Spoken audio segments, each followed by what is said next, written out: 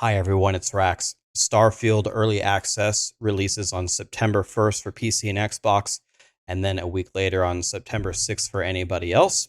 And Bethesda actually reached out to me about a week ago and they said, Rax, we'll give you Starfield and we'll sponsor a video for you if you'll just play it and give us your thoughts.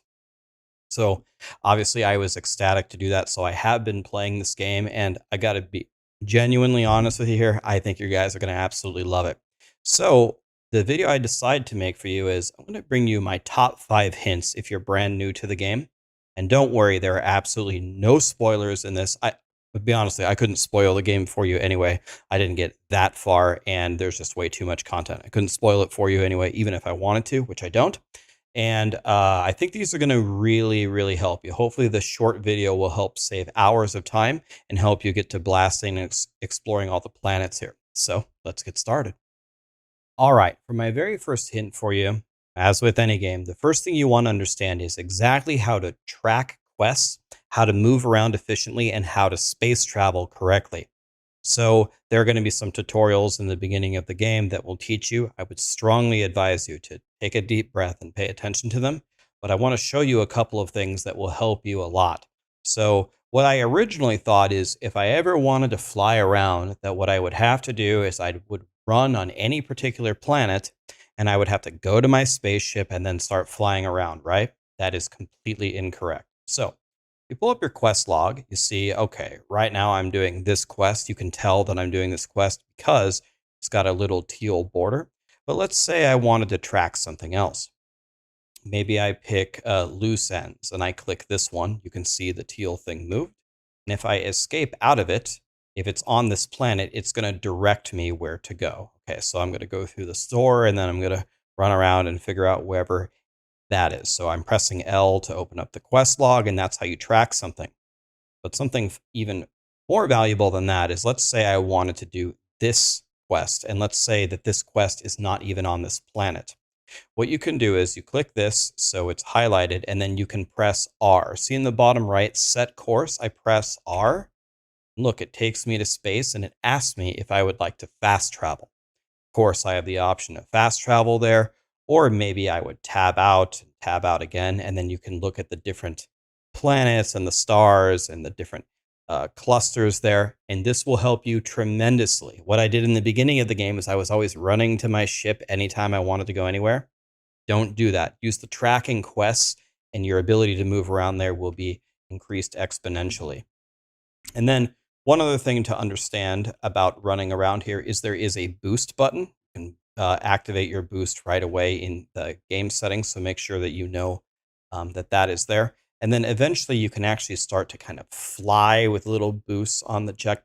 You have like a little jetpack on the different planets that lets you like fly around. So that will help you. Like, oh, you might be like, oh, I can't climb that mountain. Oh, yes, you can.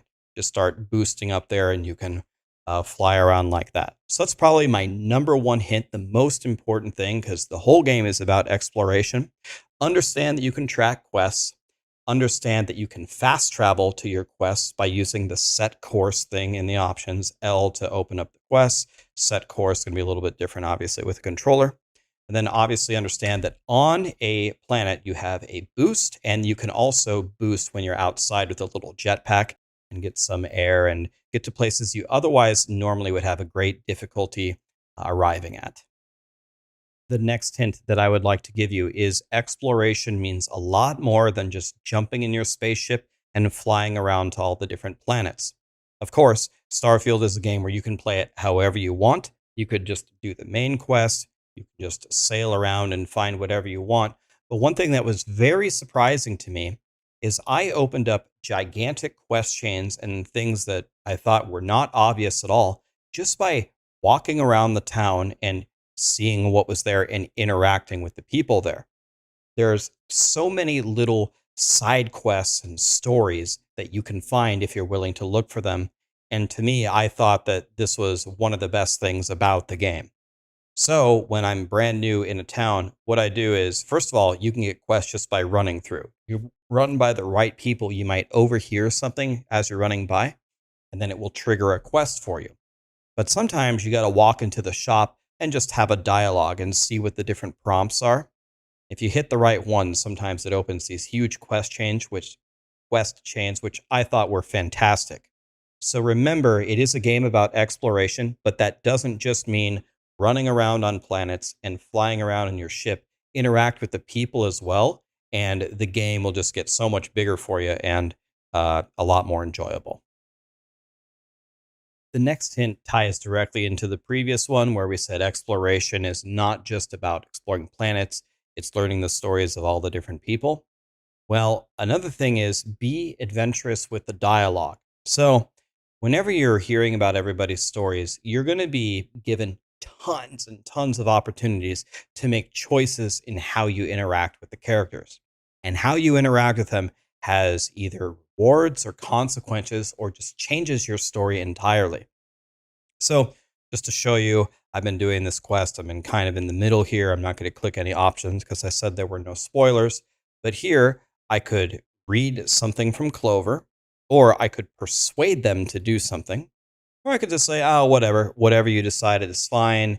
And he's trying to save his business. So, you have a lot of different dialogue options.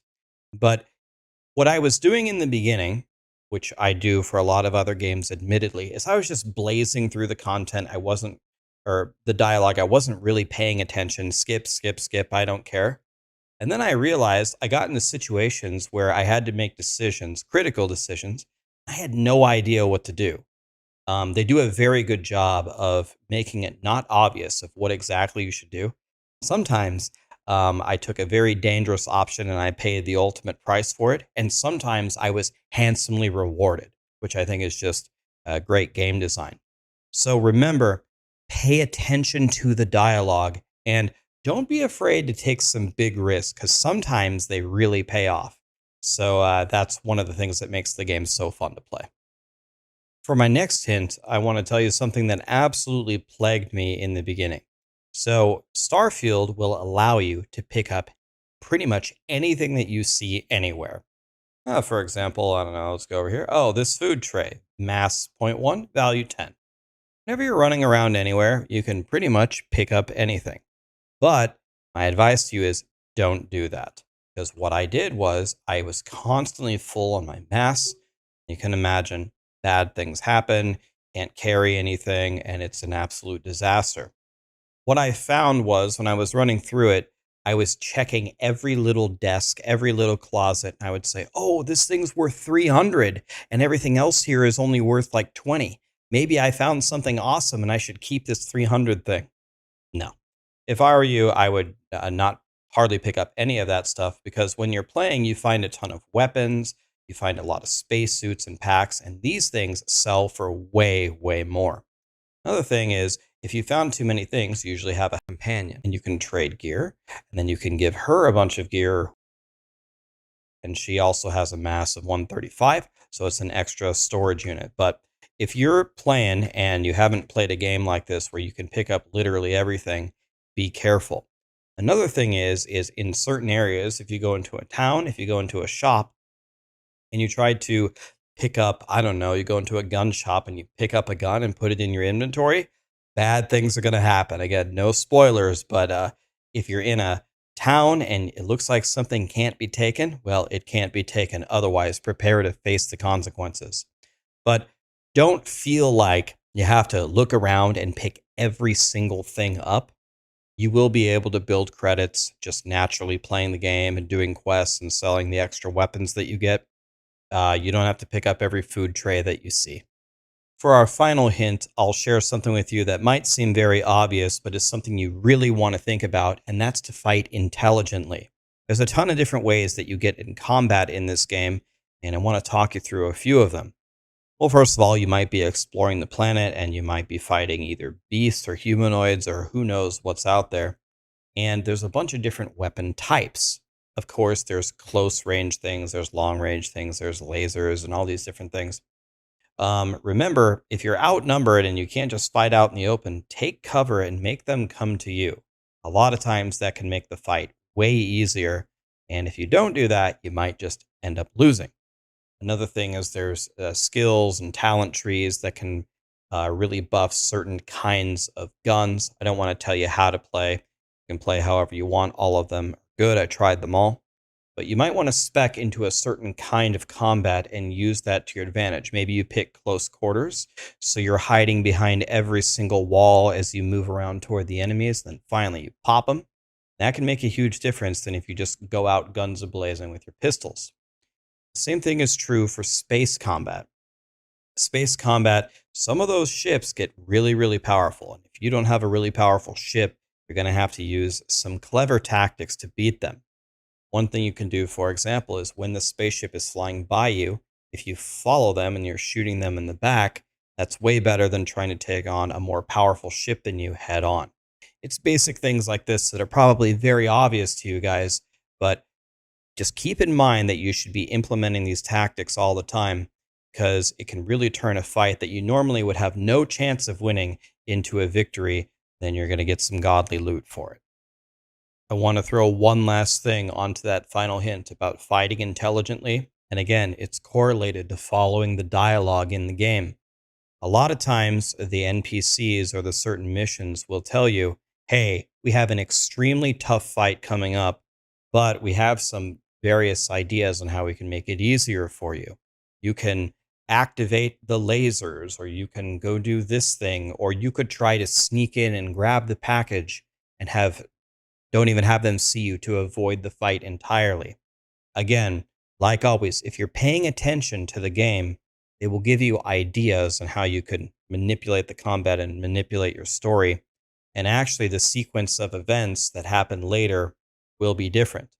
If you have a mission to go assassinate someone for the gold, if you assassinate them and take the gold, it's much different than if you just take the gold and leave without killing them. Very, very cool game because of that. But remember, your combat can also be altered by the hints that the game is giving you.